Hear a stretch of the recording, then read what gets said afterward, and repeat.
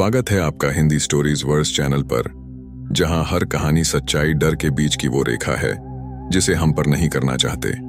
चलिए शुरू करते हैं इस दिलचस्प कहानी को। राजस्थान की तपती धरती पर एक पुराना खंडहर होता महल खड़ा था, रतनगढ़ का किला। कहते हैं इस महल में कभी एक रानी रहा करती थी, रानी वसुधारा।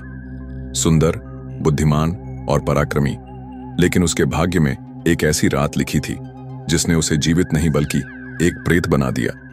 लोग कहते हैं वो आज भी महल में भटकती है, न्याय की तलाश में, बदले की आग में जलती हुई आत्मा बनकर। सालों से कोई उस महल में रात को जाने की हिम्मत नहीं करता। कई लोग जो गए लौटकर कभी नहीं आए। स्थानीय लोग कहते हैं वहां रानी नहीं, उसकी रूह बसती है। जो भी उसकी नींद में खलल डाले उसका अंत तय है। लेकिन फिर आता है एक शोधकर्ता, डॉ अनिरुद्ध व्यास, जो आत्माओं की कहानियों को वैज्ञानिक दृष्टिकोण से परखता है। उसे लगता है कि ये सब अंधविश्वास है। वह रतनगढ़ के महल पर रिसर्च करने पहुंचता है, लेकिन जैसे ही वह पहली रात महल में बिताता है, दरवाजे अपने आप बंद हो जाते हैं। हवा में अजीब सी सर्दी फैल जाती है और महल की दीवारें जैसे किसी को पुकारने लगती हैं। कौन है वहां? अनिरुद्ध चिल्लाता है। तभी उसे एक पुराने शीशे में एक परछाई दिखाई देती है। एक रानी की परछाई, लाल जोड़े में, चेहरा धुंधला, आंखें रक्त जैसी लाल। महल की दीवारों से टकराती हवा अब धीमे धीमे गूंजों में बदलने लगी थी।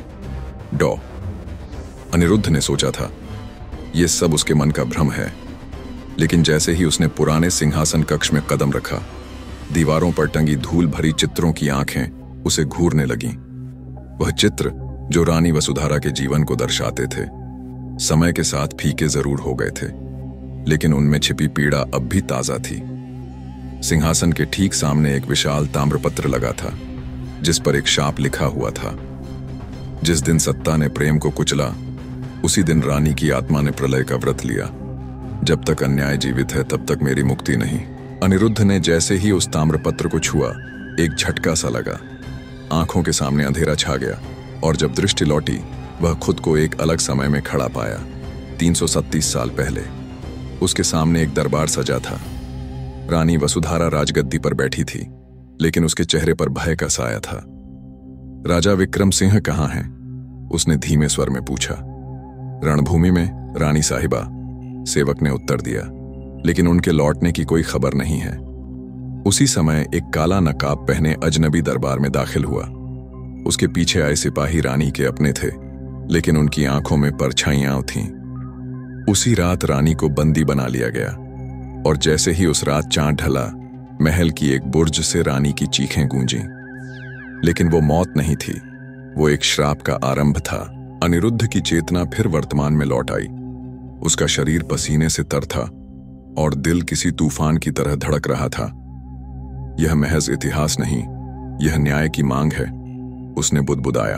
अनिरुद्ध जैसे ही ताम्रपत्र से पीछे हटा, उसे महसूस हुआ जैसे किसी अदृश्य शक्ति ने उसके कंधों पर हाथ रखा हो।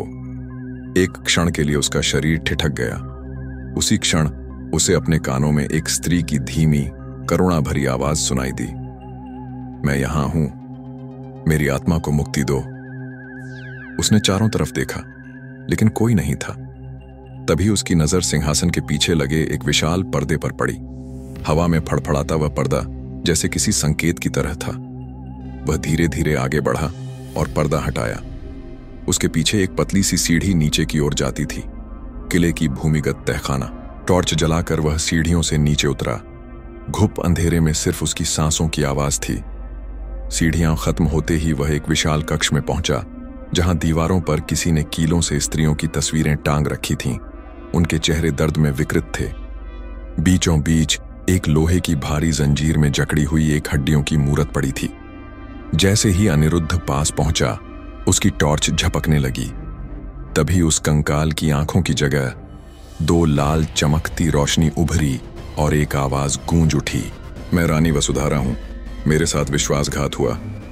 मेरे ही सिपाहियों ने मुझे राक्षसी विद्या में बंद कर दिया। अब मैं मुक्त नहीं, पर तुम मेरे मुक्तिदाता हो सकते हो। अनिरुद्ध कांप उठा। मैं? कैसे? रानी की आत्मा बोली। महल के भीतर 3 चिन्ह हैं, पवित्र रक्त, न्याय की मूर्ति और प्रेम की आखिरी निशानी। इन्हें एकत्र करोगे तो मेरा श्राप टूटेगा। पर ध्यान रखना, महल में अब सिर्फ मैं नहीं, वो भी हैं जो मुझे कैद में रखने वाले थे। वे तुम्हें नहीं छोड़ेंगे। सारे दीपक अपने आप जल उठे। दीवारों से परछाइयां बाहर आने लगीं, काली डरावनी आंखों से धुआं निकालती हुई। अनिरुद्ध को अब समझ आ गया था, यह खेल अब डर और मृत्यु से परे जा चुका था। यह न्याय और मोक्ष का युद्ध था। महल के तहखाने से बाहर निकलते वक्त अनिरुद्ध को महसूस हुआ जैसे हर दीवार उस पर नजर रख रही है। हर कोना अब अजीब सी सरसराहट से भर गया था। बाहर की हवा तक बोझिल हो चुकी थी, मानो वह भी इस रहस्य को अपने अंदर समेटे बैठी हो। रात के 2 बज चुके थे। पूरा महल एक विशाल डरावने शरीर की तरह प्रतीत हो रहा था, जिसकी हर नस में अतीत का विष बह रहा था। अनिरुद्ध ने तय किया, वह रानी की आत्मा को मुक्त करेगा, चाहे इसके लिए उसे जान ही क्यों न गंवानी पड़े। उसने सबसे पहले पवित्र रक्त की खोज शुरू की। रानी ने बताया था कि यह रानी की उस दासी का खून था जिसने अंत तक उसके साथ विश्वास निभाया था।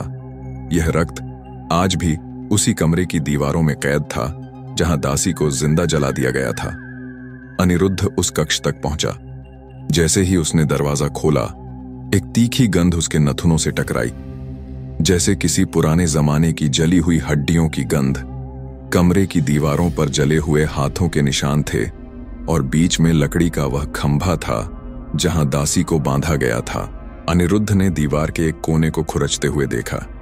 वहां से गाढ़े रंग का एक कतरा टपक रहा था, काला हो चुका खून। वह एक शीशी में उसे भर रहा था कि तभी कमरे का दरवाजा जोर से बंद हो गया और एक कर्कश राक्षसी हंसी गूंज उठी। जो भी इस रक्त को छुएगा उसकी आत्मा मेरी हो जाएगी, वह आवाज आई। कमरे की दीवारों से एक काली आकृति निकली, सिर के बाल जमीन तक, चेहरा झलकर विकृत, आंखें गोल और कोरी। वह आकृति हवा में तैरती हुई अनिरुद्ध की ओर बढ़ी। उसने शीशी पकड़ रखी थी, पर उसके हाथ कांपने लगे। तभी उसकी जेब में रखी रानी की अंगूठी अपने आप चमकने लगी और तेज रोशनी फैल गई। आकृति छटपटाई और दीवार में समा गई। दरवाजा खुल गया। अनिरुद्ध ने राहत की सांस ली। एक निशानी मिल गई, उसने खुद से कहा। लेकिन उसे नहीं पता था कि अगले 2 निशानों की रक्षा वे आत्माएं कर रही थीं जो इंसान नहीं। अकाल मृत यज्ञ में जन्मे प्रेत थे। भोर से पहले का समय था, जब रात सबसे ज्यादा खामोश और डरावनी होती है। अनिरुद्ध ने पवित्र रक्त की शीशी को सावधानी से अपने बैग में रखा और महल के उस हिस्से की ओर बढ़ा जहां दूसरी निशानी छुपी थी, न्याय की मूर्ति। रानी की आत्मा ने संकेत दिया था कि यह मूर्ति उस दरबार के ठीक नीचे की कोठरी में रखी है जहां रानी ने अपने गद्दी पर रहते हुए अंतिम बार न्याय किया था। लेकिन वहां तक पहुंचना आसान नहीं था। दरबार तक जाते ही दीवारों से अजीब सी सरसराहट की आवाजें आने लगीं, जैसे सैकड़ों कीड़े रेंग रहे हों। फर्श पर पड़ी धूल अब आकार लेने लगी थी। दोनों ओर से सिपाहियों की रूहें उभरने लगीं, वहीं जिन्होंने रानी से विश्वासघात किया था। वे बोलने लगे एक साथ, एक सुर में, हम राजा के आदेश पर चले थे, हमने गुनाह नहीं किया, लेकिन फिर भी हमें शाप मिला, हमारी आत्मा भटक रही है। अनिरुद्ध ने डरते हुए कहा, मैं यहां न्याय के लिए आया हूं, रानी को मुक्ति दिलाने के लिए। रूहों ने एक साथ दरवाजे की ओर इशारा किया और धीमे से बोली, तो न्याय देखो, पर जान देकर। दरबार के नीचे एक पत्थर का द्वार था जिस पर शेर के पंजे की आकृति उकेरी गई थी। जैसे ही अनिरुद्ध ने उस पर हाथ रखा, द्वार खुल गया और उसके अंदर से एक गहरी गूंजती आवाज आई, जो सत्य से डरे वह अंदर न आए। वह भीतर गया। कमरा पूरी तरह अंधेरे में डूबा हुआ था। बीचों बीच एक संगमरमर की मूर्ति खड़ी थी, एक महिला की मूर्ति जिसकी एक आंख खुली थी और दूसरी पट्टी से ढकी हुई। उसके एक हाथ में तराजू था और दूसरे में तलवार। मूर्ति के चारों ओर 4 छायाएं घूम रही थीं। वे असली नहीं, लेकिन हर बार जब अनिरुद्ध नजदीक आता, एक छाया उसकी सांसें रोकने लगती। वह समझ गया, मूर्ति तभी मिलेगी जब वह खुद को परीक्षा के लिए सौंपेगा। उसने आंखें बंद कीं और कहा, यदि मेरा उद्देश्य पवित्र है तो मुझे आगे बढ़ने दो। अचानक छायाएं गायब हो गईं और मूर्ति चमकने लगी। उसकी आंखों से आंसू की एक बूंद टपकी जो सीधे अनिरुद्ध के हाथ पर गिरी। तू सच्चा साधक है, न्याय तुझे स्वीकार है। मूर्ति धीरे धीरे सिकुड़कर एक छोटी प्रतिमा में बदल गई। अनिरुद्ध ने उसे उठाया और बैग में रख लिया, लेकिन जैसे ही वह बाहर निकला पूरी जमीन कांप उठी। एक चीख गूंजी जो किसी प्राचीन प्रेत यज्ञ की थी और एक चेतावनी, अब तुम अगला कदम नहीं बढ़ा सकते। प्रेम की निशानी की रक्षा अब मौत करेगी। महल की हवा अब और अधिक भारी हो चुकी थी। अनिरुद्ध के शरीर में थकान थी, लेकिन आत्मा में अब एक स्पष्ट उद्देश्य था, तीसरी और अंतिम निशानी की खोज, जिसे रानी वसुधारा ने प्रेम की आखिरी निशानी कहा था। यह वो चीज थी जो रानी और राजा विक्रम सिंह के प्रेम की अंतिम कड़ी थी, जिसे अलग करते ही रानी का जीवन टूटा और उसकी आत्मा इस श्राप से बंधी। अनिरुद्ध ने अनुमान लगाया कि यह निशानी शायद वही हार हो सकता है जो रानी ने राजा को अपने विवाह में पहनाया था।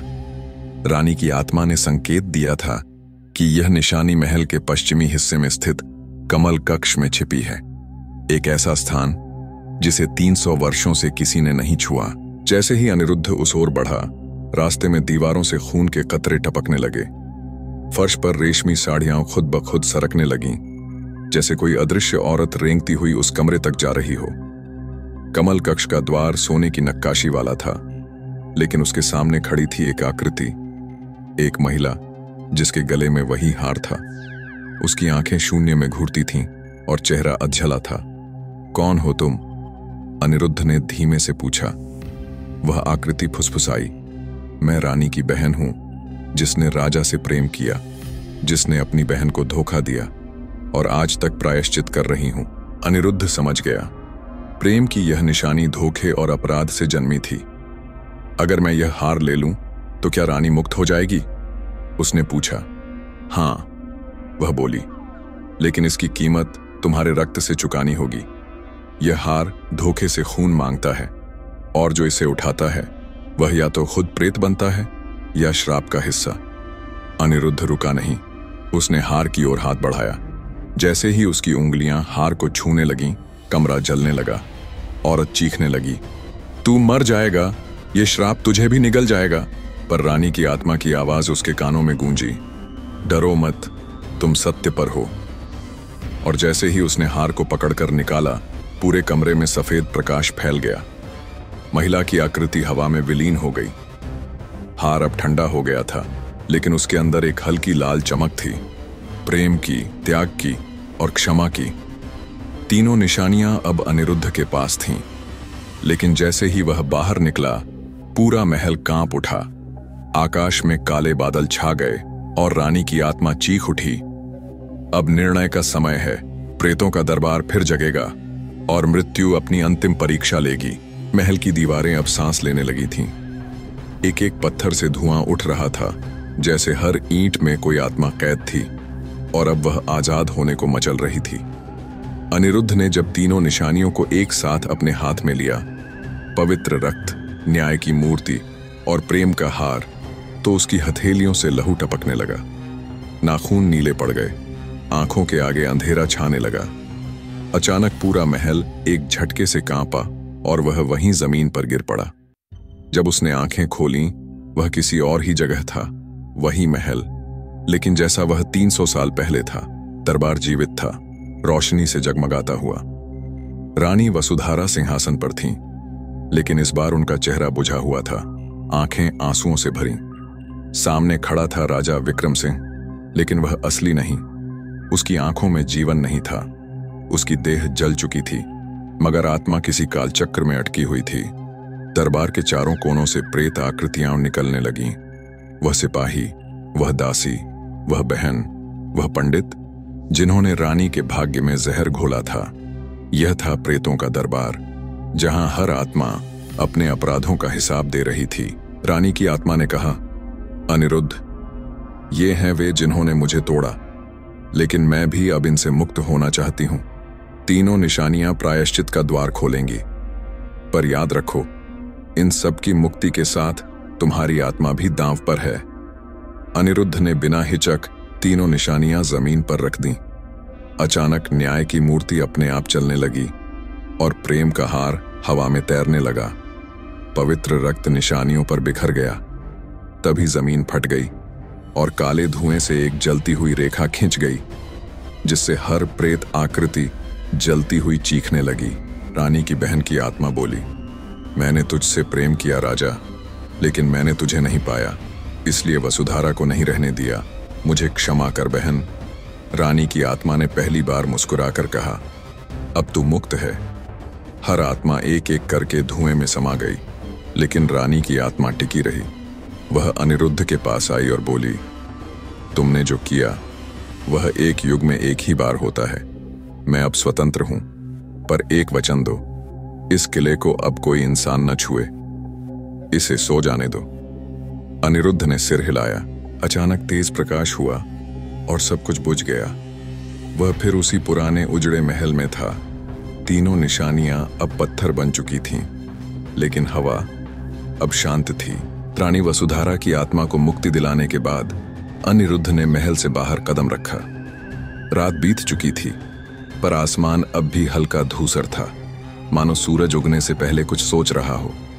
हवाओं में अब पहले जैसा डर नहीं था, लेकिन एक अजीब सन्नाटा अब भी पसरा हुआ था, जैसे कोई देख रहा हो, चुपचाप पर अब भी मौजूद। अनिरुद्ध वापस गांव की ओर चल पड़ा। वहां पहुंचते ही बूढ़ा पंडित रामदीन उसे देखकर रो पड़ा।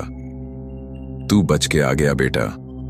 वो रानी और वो श्राप, अनिरुद्ध ने सब कुछ बताया। लेकिन जब उसने रामदीन को तीनों निशानियां दिखानी चाही, तो वह चौंक गया। बैग खाली था, वहां कुछ नहीं था, ना हार, ना मूर्ति, ना रक्त। पर वो यहीं थे। अनिरुद्ध बड़बड़ाया। रामदीन की आंखों में भय तैरने लगा। उसने धीरे से कहा, जिस चीज की आत्मा मुक्ति पाती है वो शरीर नहीं छोड़ती। निशानियां मिट गई हैं, लेकिन कभी कभी रूहें पूरी तरह शांत नहीं होती। उसी रात गांव के मंदिर में प्राचीन घंटा अपने आप बज उठा। कोई वहां नहीं था, लेकिन जो लोग मंदिर के पास थे उन्होंने एक बात देखी। मंदिर की सबसे पुरानी मूर्ति की आंखों से पानी बह रहा था। और तभी गांव के एक छोटे बच्चे ने महल की ओर इशारा करते हुए चिल्लाया, मां देखो, वो रानी फिर खड़ी है महल की छत पर, लेकिन वो मुस्कुरा रही है। सबने ऊपर देखा।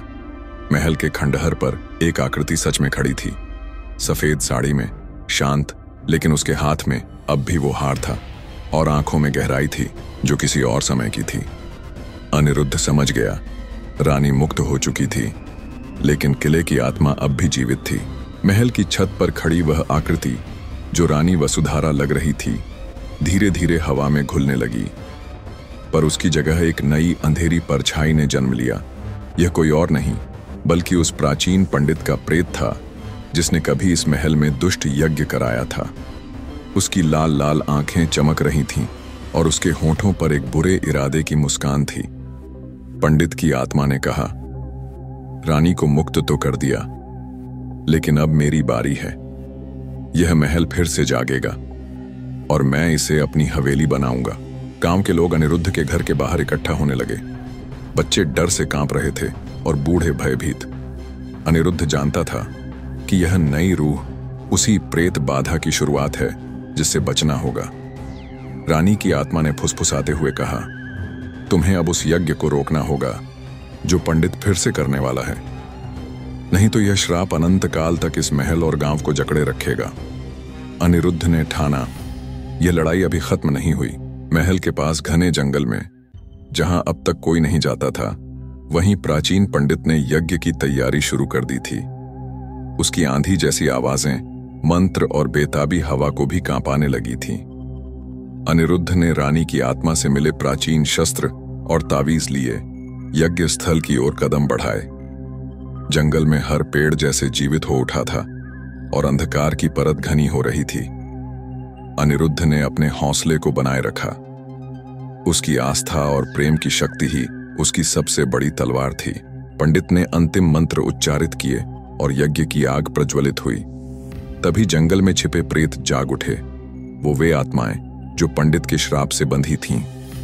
अनिरुद्ध ने शस्त्र उठाए और रानी की आत्मा की मदद से प्रेतों से लड़ाई शुरू की। युद्ध भयानक था। हर प्रेत की हंसी मानो मौत का गीत थी, लेकिन अनिरुद्ध ने हार नहीं मानी। उसने रानी की निशानियों को संयोजित किया और एक पवित्र मंत्र उच्चारित किया, जिससे यज्ञ की आग बुझ गई और पंडित की प्रेतात्मा कैद हो गई। महल पर छाई काली छाया धीरे धीरे खत्म हुई। गांव के लोग धीरे धीरे बाहर आने लगे और अनिरुद्ध को नायक के रूप में सम्मानित किया गया। युद्ध के बाद भी अनिरुद्ध के मन में कई सवाल थे। वह महल के सबसे पुराने तहखाने की ओर गया, जहां अब तक कोई नहीं गया था। तहखाने के भीतर पुरानी किताबें और दस्तावेज थे, जो रानी वसुधारा और उसके शासन के बारे में विस्तार से बताते थे। वहां उसने पढ़ा कि रानी ने अपने शासन में एक ऐसा जादुई तंत्र बनाया था, जो न केवल उसकी आत्मा को बल्कि पूरे राज्य को बुरी शक्तियों से बचाता था। पर किसी ने उसे धोखा दिया था, जिससे यह तंत्र टूट गया और श्राप लगा। अनिरुद्ध ने महसूस किया कि महल की मुक्ति के लिए उसे यह तंत्र फिर से सक्रिय करना होगा। तहखाने में धूल से ढकी एक किताब, जिसकी जिल्द पर लिखा था त्रिकाल रक्षा तंत्र, अनिरुद्ध ने खोली। जैसे ही उसने पहला पन्ना पलटा, हवा का एक झोंका उठा और एक हल्की सी औरत की हंसी गूंजी, रानी वसुधारा की। किताब में लिखा था कि यह तंत्र 3 तत्वों से पुनः जागृत हो सकता है। 1. प्रथम तत्व, एक शुद्ध आत्मा का रक्त। 2. द्वितीय तत्व, विश्वास से दिया गया प्रेम का अर्पण। 3. तृतीय तत्व, श्राप में बंद आत्मा की स्वेच्छा से दी गई क्षमा। अनिरुद्ध ने ठाना कि वह इन तीनों तत्वों की खोज करेगा। पहला तत्व, शुद्ध आत्मा का रक्त, उसे अपने अंदर ही मिला। रानी की आत्मा ने बताया कि अनिरुद्ध जन्म से ही एक ऐसे वंश का है जो रानी के समय से उसके रक्षक रहे हैं। दूसरा तत्व, प्रेम का अर्पण, उसे गांव की एक लड़की ने दिया, जिसने उसकी जान बचाई थी और जिसका हृदय पवित्र था। उसने एक फूल भेंट किया, पूरे प्रेम से। तीसरा तत्व, श्रापित आत्मा की क्षमा, यह सबसे कठिन था। उसे महल की उस आत्मा से क्षमा पानी थी जिसने रानी को धोखा दिया, उसकी सौतेली मां जिसने सत्ता के लालच में यह सब कराया था। उसकी आत्मा अब भी महल की दीवारों में बंद थी, कांटों से लथपथ। अनिरुद्ध उसके पास गया, हाथ जोड़कर कहा, तुमने जो किया उसने रानी की आत्मा को तोड़ा, पर मैं तुमसे क्षमा नहीं मांग रहा, मैं तुम्हें क्षमा दे रहा हूं।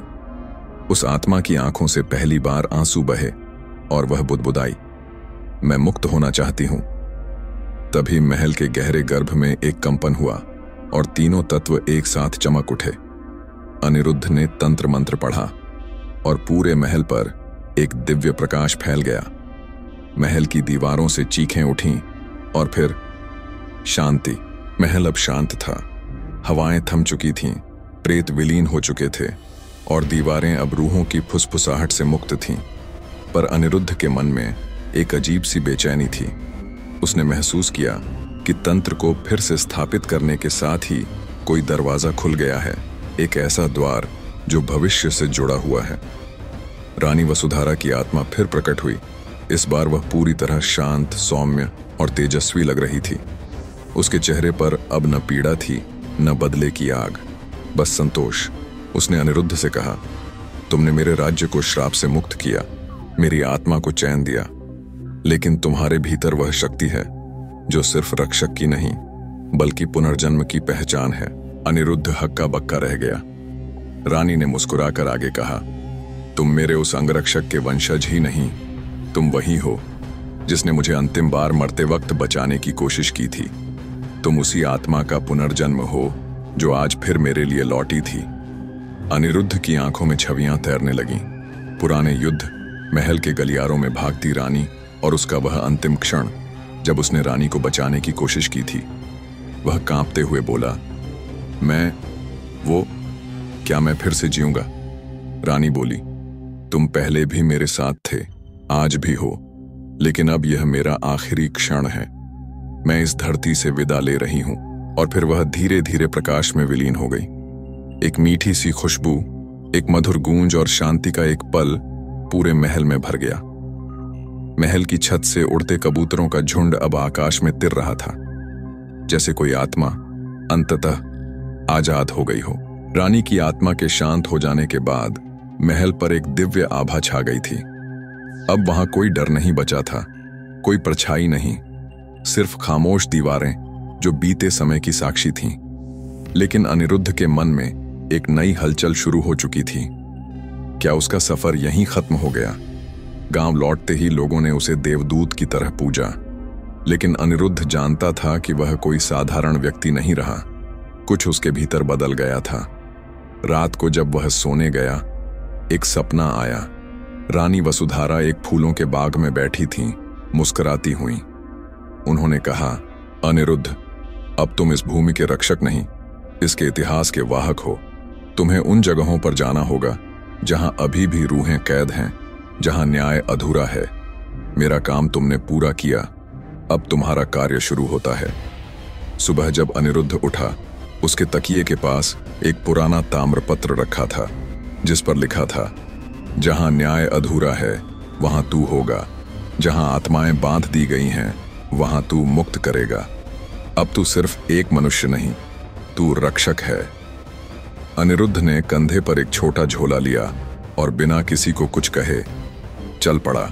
उसके कदम अब रुकने वाले नहीं थे।